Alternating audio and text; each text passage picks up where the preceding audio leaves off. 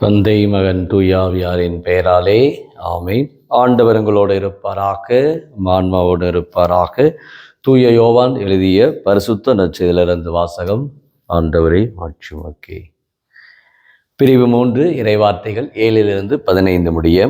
அக்காலத்தில் இயேசு நிக்கோதேமிடம் கூறியது, நீங்கள் மறுபடியும் பிறக்க வேண்டும் என்று நான் உமக்கு கூறியது பற்றி நீ வியப்படைய வேண்டாம். காற்று விரும்பிய திசையில் வீசுகிறது, அதன் ஓசை உமக்கு கேட்கிறது, ஆனால் அது எங்கிருந்து வருகிறது என்று எங்கு செல்கிறது என்று உமக்கு தெரியாது. தூய ஆவியால் பிறந்த அனைவருக்கு இது பொருந்தும் என்றார். நிக்கோதேம் அவரை பார்த்து, இது எப்படி நிகழ முடியும் என்று கேட்டார். அதற்கு இயேசு கூறியது, நீர் இஸ்ராயேல் மக்களுடைய போதகராய் இருந்து உமக்கு இது தெரியவில்லையே? எங்களுக்கு தெரிந்ததை பற்றியே பேசுகிறோம், நாங்கள் கண்டதை பற்றியே சான்று பகர்கிறோம். எனினும் எங்கள் சான்றை நீங்கள் ஏற்றுக்கொள்வதில்லை என உறுதியாக உமக்கு சொல்லுகிறேன். மண்ணுலகு சார்ந்தவை பற்றி நான் உங்களுக்கு சொன்னதை நீங்கள் நம்பவில்லை என்றால், விண்ணுலகு சார்ந்தவை பற்றி நான் உங்களுக்கு சொன்னதை நீங்கள் எப்படி நம்பப் போகிறீர்கள்? விண்ணகத்திலிருந்து இறங்கி வந்துள்ள மாநிலமனை தவிர வேறு எவரும் விண்ணகத்துக்கு ஏறி சென்றதில்லை.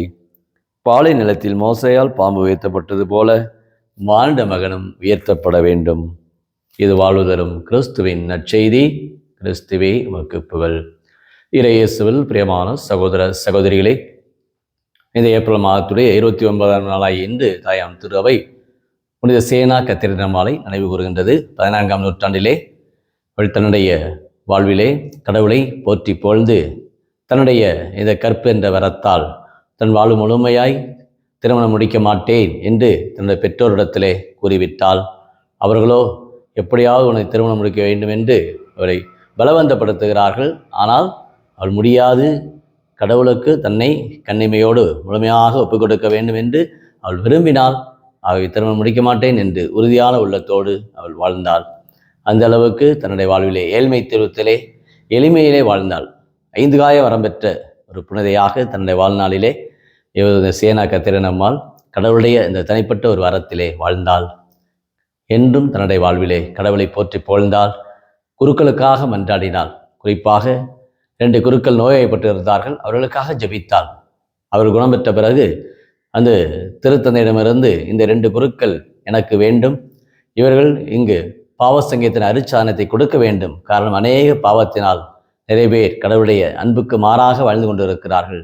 ஆகவே இந்த பாவசங்க அருச்சாதனை கொடுப்பதற்காக எனக்கு குருக்களை தாங்கள் என்று கேட்கிற பொழுது, அப்பொழுது திருத்தந்தை 2 குருக்களை இந்த புனிதை கேட்டதன் மூலமாக கொடுத்து அனைவருமே ஒப்புரவு பெற வேண்டும், கடவுளிடத்தில் மன்றாட வேண்டும், புது வாழ்வு பெற வேண்டும் என்பதை தன் வாழ்விலே உணர்த்தினாள். நிறைய மக்களை பாவத்தில் விழாதபடி பார்த்து கொண்டாள். அந்த அளவுக்கு தன் வாழ்வு முழுமையாய் கடவுளுடைய பிரசன்னத்தை கண்டாள். இயேசுவோடு பேசினாள். அந்த அளவுக்கு ஒரு தனிப்பட்ட ஒரு ஆழ்மன அந்த ஜபத்திலே கடவுளோடு உரையாடினாள். தன் வாழ்வு முழுமையாய் கடவுளுக்கு அர்ப்பணித்தாள். புனித சேனா கத்திரனம்மாள். அவளுடைய இந்த நாளிலே ஆண்டவரை போற்றுவோம், ஆண்டவரை புகழுவோம். நாமும் கடவுளுக்கு முழுமையான உள்ளத்தோடு நம்மை ஒப்புக் கொடுக்க, என் உள்ளமே ஆண்டவரை போற்றிடு, என் உயிரே ஆண்டவரை போற்றிடு, அவருடைய கனிவான செயல்களை மறவாது என்று திருப்பாடல் 103 பாடல் சொல்வது போல இயேசுவிடத்திலே நம்ம முழு உள்ளத்தோடு ஆண்டவரை போற்ற இந்த நாளை ஒப்புக் கொடுப்போம். இன்றைய நற்செய்தியிலே நாம் பார்க்கிறோம், ஆண்டவர் நம்ம ஒவ்வொருவருக்குமே தூய ஒரு வாழ்வை நம் ஒவ்வொருவரும் பின்பற்றி நடக்க மறுபிறப்பு நாம் பெற ஆண்டவர் அழைக்கின்றார். மனித வாழ்விலே பார்க்கிறோம், உடல் அளவிலே நாம் இந்த உலகத்திலே நாம் பிறந்தால் அது ஒரு பிறப்பாக இருக்கிறது, அதற்கு முடிவு உண்டு. ஆனால் நம்முடைய வாழ்விலே இந்த தூய ஆவியால் நாம் பிறக்கிற பொழுது அதற்கு முடிவே கிடையாது. மாறாக இந்த உலகத்தை கடந்து நிற்கின்ற அந்த ஒரு வாழ்விலே தூய ஆவியால் இந்த மறுபிறப்படைவதற்கு நாம் முயற்சி எடுக்க வேண்டும். இயல்பான பிறப்பு, உடல் பிறப்பு நாம் விரும்பியோ விரும்பாமலோ இந்த உலகத்தை வந்து விட்டோம். ஆண்டவர் நாம் பார்க்கிறோம் தொடக்க புத்தகத்திலே 2ஆம் அதிகாரம் 7ஆம் வசனத்திலே ஆண்டவர் ஒவ்வொருவருக்கும் வாழ்வை கொடுக்கின்றார், அவள் ஆவியை அனுப்புகின்றார் நம் உடலிலே. அதே சமயத்தில் யோவான் 20ஆம் அதிகாரம் 22ஆம் வசனம் பார்க்கிறோம், சீடர்கள் மீது தூய ஆவியை ஊதுகின்றார். அனைத்துமே இந்த ஒரு தூய ஆவியால் நாம் அனைவரும் மறுபிறப்படைய ஆண்டவர் நம்மை அழைக்கின்றார். இது நம்முடைய முயற்சி, நம்முடைய புண்ணியங்கள். இதைத்தான் இன்றைய முதல் வாசகத்தில் பார்க்கிறோம். உயிர்த்த கிறிஸ்துவால் ஆட்கொள்ளப்பட்டவர்கள் தங்களுடைய உடைமைகளை பொதுவிலை கொண்டு வைத்தார்கள், தங்களுடைய சொத்துக்களை பகிர்ந்து கொடுத்தார்கள் என்று ஒரு பகிர்வு சமூகத்தை பார்க்கிறோம். தனியொருவருக்கு உணவில்லை என்னை ஜகத்தினை அழைத்திடுவோம் என்ற பாடல் வரிகளை நாம் கேட்டிருப்போம். ஆனால் அதே போல இன்றைக்கு மனித வாழ்விலே இன்றைக்கு எங்கு பார்த்தாலும் சுயநலம், தான், தனது குடும்பம், பகிர்வற்ற அந்த மனநிலை இன்றைக்கு வளர்ந்து கொண்டு இருக்கிறது. அதை ஆண்டவர் உயிர்த்த கிறிஸ்து அந்த ஆதிகிறிஸ்துடைய வாழ்க்கையை நமக்கு சொல்லுகின்றார். சீன கத்திரிடம்மாள் பேர் தன் வாழ்வு முழுமையாக கடவுளுக்கு தன்னையே கையளித்தார். இந்த உலகம் நிலையற்றது என்பதை உணர்ந்திருந்தான். அதைத்தான் நாம் பார்க்கிறோம். மன்னக வாழ்வு, உடல் சார்ந்த வாழ்வு அல்ல. ஆண்டவர் லூக்கா நற்செய்தியிலும் சொல்லுவார் 12ஆம் அதிகாரத்திலே, தம் உடமையை விட்டுவிடாத எவரும் வாழ்வுக்கு வந்துவிட முடியாது என்று சொல்வார். அப்போ நாம் எப்பொழுது நாம் பற்றி கொண்டு வாழ்ந்து கொண்டு இருக்கிறோமோ அப்பொழுது நம்முடைய வாழ்வை, நிலையான வாழ்வை நாம் பெற முடியாது. அதைத்தான் ஆண்டவர் இன்றைக்கு சீடர்களுடைய இந்த வாழ்க்கை பொதுவிலே அனைத்தையுமே உடைமைகளை பகிர்ந்து கொடுத்தார்கள், அன்போடு வாழ்ந்தார்கள், ஒரே உள்ளத்தோடு வாழ்ந்தார்கள், ஒரே மனதோடு வாழ்ந்தார்கள், கூடி ஜெபித்தார்கள்.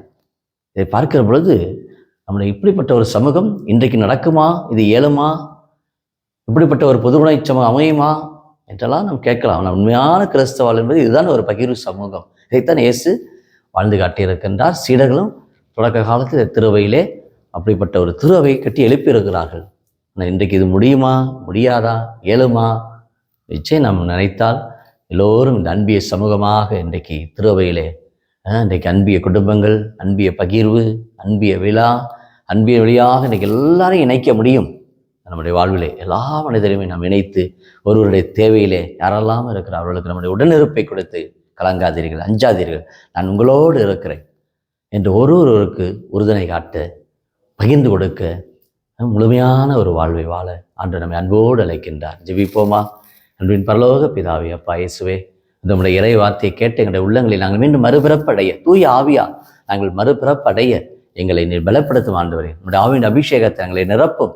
நாங்கள் எங்களையே நாங்கள் பிறருக்கு அர்ப்பணிப்பதற்கு, கொடுப்பதற்கு எங்களுக்கு தாராள உள்ளத்தையுமே, எங்களுடைய உணர்வுகள், எங்களுடைய வாழ்வு, எங்களுடைய செயல்பாடுகள், எங்களுடைய எண்ணங்கள், என்ன ஏக்க அனைத்தையுமே உங்களுடைய கரத்தில் நாங்கள் முழுமையாக ஒப்புக் கொடுத்து தூய் ஆவி வழிநடத்துதலே நாங்கள் என்றும் உங்களுடைய பிள்ளைகளாக சாட்சியாக இருக்க உங்களுடைய கிருபையை இந்த நாளிலே, அது இந்த ஏப்ரல் மாதத்திலே எங்களை வழிநடத்துகிறப்பா ராஜாவே. உயிர்த்த கிறிஸ்துடைய பிரசன்னம் எங்கும் எங்களோடு இருந்து குடும்பத்திலும் சமூகத்திலும் வழிநடத்த, உந்தி தள்ள எங்களுக்கு தேவையான ஆற்றலும் பலமும் நம்பிக்கையும் நீரே என்று சேனா கத்திரம்மாள் உம்மை பற்றி கொண்டு வாழ்ந்தது போல, பாவத்திலிருந்து விடுபட்டு தன் வாழும் முழுமையாய் கடவுளை பற்றி கொண்டது போல, நாங்களும் குறைகளிலிருந்து பலவீனிலிருந்து விடுபட்டு உண்மையே நாங்கள் பற்றி கொண்டு வாழ உடைய கிருபையை புழையும்படி கிறிஸ்து வழியாக உம்மை மன்றாடுகிறோம்.